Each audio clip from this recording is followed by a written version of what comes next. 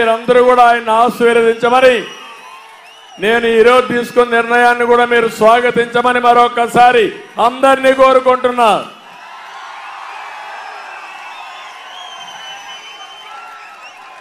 Mic 2 నిమిషాలు మాట్లాడతారు. తర్వాత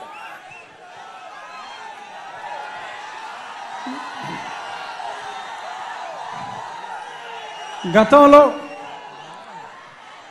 తెలుగుదేశం పార్టీ అభిమానులు, జనసేన అభిమానులు, భారతీయ జనతా పార్టీ అభిమానులు అందరికీ నా హృదయపూర్వక నమస్కారాలు.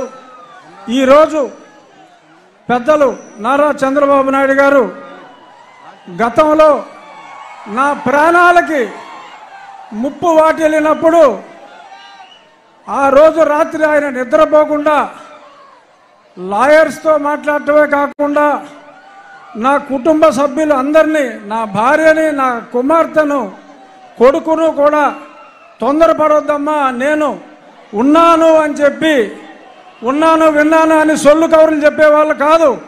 నిజంగా ఆయన నాకు ఉన్నారు, నిజంగా ఆయన నా ఆక్రోశం విన్నారు కాబట్టి ఇప్పుడు ఆయన చెప్పినట్టు నేను మీ ముందు బ్రతికున్నా. సో కాబట్టి నేను ఆయనకి ఎంతో రుణపడి ఉన్నాను. ఇక నుంచి కొన్ని కారణాల వల్ల నేను 4 ఏళ్ళు దూరంగా ఉండవలసి వచ్చింది. అయినా చంద్రబాబు నాయుడు గారి చొరవతో ఈరోజు నేను మళ్ళీ మీ ముందుకు రావడం జరిగింది. ఎప్పుడూ నేను ముందుగా చంద్రబాబు నాయుడు గారికి అలాగే మీ అందరికీ నేను రుణపడి ఉంటాను. మీ రుణం నేను తీర్చుకుంటాను. అతి త్వరలో జూన్ 4వ తారీఖు ప్రపంచం సృష్టించబోతున్నారు నారా చంద్రబాబు నాయుడు గారు. అలాగే ఆయనకి తోడుగా పవన్ కళ్యాణ్ గారు, పైన నరేంద్ర మోడీ గారు. ఈ కలయిక నేను సంవత్సరంగా చెప్తున్నా, త్రిమూర్తుల కలయిక ఉంటుంది అని. అందులో బ్రహ్మ మోడీ గారు అయితే విష్ణుమూర్తి మన చంద్రబాబు నాయుడు గారు, పరమశివుడు పవన్ కళ్యాణ్ గారు, సైన్యం మనం అందరం. జై తెలుగుదేశం, జై చంద్రబాబు నాయుడు గారు, జై మోడీ, జై పవన్ కళ్యాణ్. Thank you. ఇప్పుడు ఈ విషయంలోనే మీకు అందరికీ ఒక క్లారిటీ ఇవ్వాల్సిన అవసరం ఉంది. ఈ 5 సంవత్సరాలు ఈ నియంత ఎవరైతే అహంకారిగా ఈ రాష్ట్రంలో ముఖ్యమంత్రి అయ్యాడో, అధికార దుర్వినియోగం చేసి ప్రజా సమస్యలపైన ఎవరైనా నోరెత్తి వాళ్ళ నోరు మూయించే పని చేశాడు. ఎవరైనా కానీ గట్టిగా మాట్లాడితే ముందు పోలీసులు పంపించేవారు, ఆ తర్వాత సిబిసిఐడిని పంపించేవారు. శనివారం అయితే ప్రొక్లైన్స్ పంపించి ఎక్కడికక్కడ వాళ్ళ ఆస్తులన్నీ కూడా ధ్వంసం చేసేవారు. శుక్రవారం సాయంత్రం అరెస్ట్ చేసి బెయిల్ కూడా రాకుండా మళ్లీ వాళ్ళని కస్టడీకి పంపించేవాళ్ళు. నేను 5 ఏళ్లు చూశాను, చాలా మందిని చూశాను, చాలా మందిని కాపాడాను. కొంతమంది అయితే నేను కాపాడలేక, నన్ను చేరలేక జీవితం మీద ఆశ వదులుకొని ఆత్మహత్య చేసుకునే పరిస్థితికి వచ్చారు.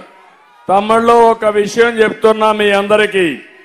ఒక అబ్దుల్ సలీం అనే వ్యక్తి నంద్యాలలో వీళ్ళ వేధింపులు భరించలేక ఏం చేయాలనో దిక్కు తెలియకుండా చనిపోవాలని నిర్ణయించుకున్నాడు. ఈ పోలీసులు భార్యను పిలిచి, నీ భర్త చనిపోతే నీ కథ చూస్తావని చెప్తే భార్య భర్త ముందర బాధపడడం మొదలుపెట్టింది. నువ్వు పోతే నా మీద పడతారు, అవసరమైతే నీతో కూడా నన్ను కూడా తీసుకుపోమంటే భర్త ఆ రోజు నిర్భరం చేసుకుని ఇద్దరం చనిపోతామని నిర్ణయించుకున్నారు. కానీ మళ్ళా ఆలోచించారు, మనం ఇద్దరం చనిపోతే ఈ పిల్లలు ఏమవుతారని ఆలోచించారు. అప్పుడు ఇద్దరు కలిసి కఠినమైన నిర్ణయం తీసుకున్నారు. నలుగురం చనిపోదామని నిర్ణయం తీసుకుని నేరుగా రైల్వే ట్రాక్ మీదకి వెళ్ళి పిల్లల్ని రైల్వే ట్రాక్ గట్టేసి భార్యాభర్త అందులో పడుకొని మరణం చెందారంటే, ఆత్మహత్య చేసుకున్నారంటే తమ్ముళ్ళు ఎంత క్రూరంగా చనిపోయారో ఒక్కసారి మీరు ఆలోచించండి. అంటే మొన్నే మీరు చూశారు ఇంకొకటి, ఎక్కడైతే కడప జిల్లాలో, అన్నమయ్య జిల్లాలో ఒంటిమిట్టలో సొంత ఆస్తి ఒక చేనేత కుటుంబం, ఆ ఆస్తిని వైఎస్ఆర్ కాంగ్రెస్ నాయకులు రాసేసుకున్నారు. అప్పు కట్టాలి, డబ్బులు లేవు, ఏం చేయాలని ఆలోచించాడు. ఊరూరు తిరిగాడు, అప్పులు చేశాడు, లంచాలు ఇచ్చాడు, ఎవ్వరూ కరుణించలేదు. ఇంకా జీవితంలో బతకలేమని నేరుగా పోయి రైల్వే ట్రాక్ కింద పెట్టి ట్రైన్ కింద యాక్సిడెంట్ చనిపోయాడు. దాని కింద ఆత్మహత్య చేసుకున్నాడు. ఆ వార్తని భార్య పిల్ల విషం తాగి చనిపోయారు.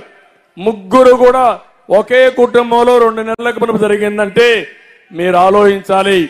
ఈ ప్రభుత్వం ఒక ఘోరమైన ప్రభుత్వం, నీచమైన ప్రభుత్వం, క్రూరమైన ప్రభుత్వం.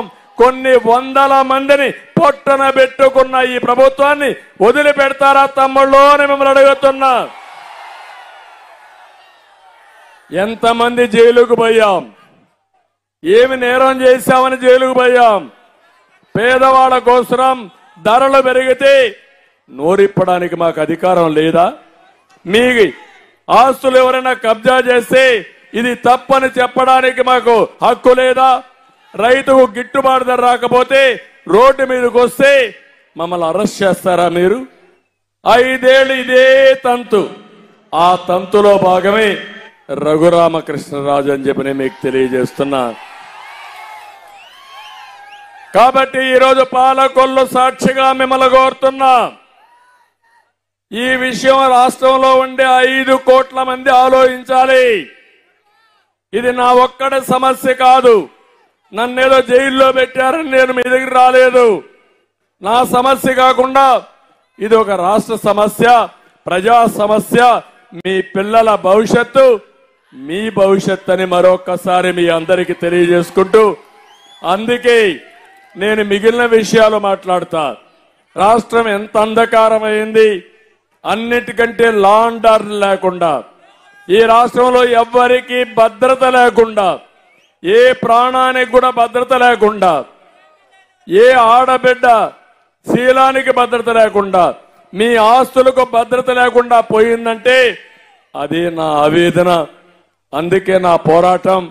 అందుకే మిమ్మల్ని అందరినీ కోరుతున్నా, అందరూ కలిసి ముందుకు రండి. అందరం కలిసి ముందుకు పోయి రాష్ట్రాన్ని కాపాడుకుందాం.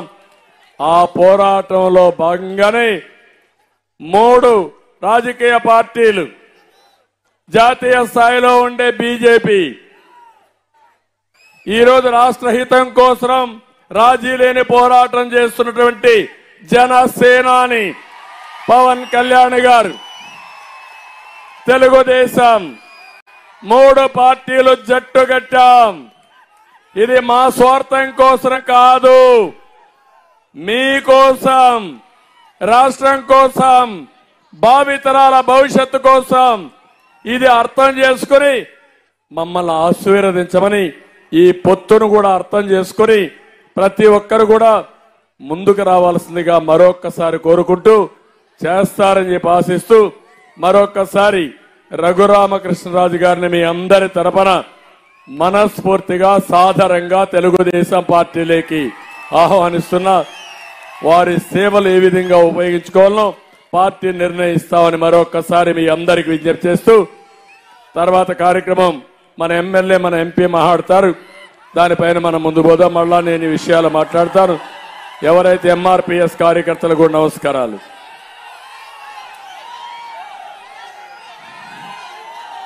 పాలకొల్లు ప్రజాగళం సభనందు మన జాతీయ తెలుగుదేశం పార్టీ అధ్యక్షులు నారా చంద్రబాబు నాయుడు గారికి, వేదిక మీద ఉన్నటువంటి Telugu Desam party, Bharatiya Janata party, Janasena party నాయకులకు, వేదిక ముందున్నటువంటి నా కుటుంబ సమానులైనటువంటి నా సోదర సోదరీమణులకు అందరికీ ముందుగా నా హృదయపూర్వక నమస్కారాలు మీ అందరికీ కూడా తెలియజేసుకుంటూ ఉన్నా.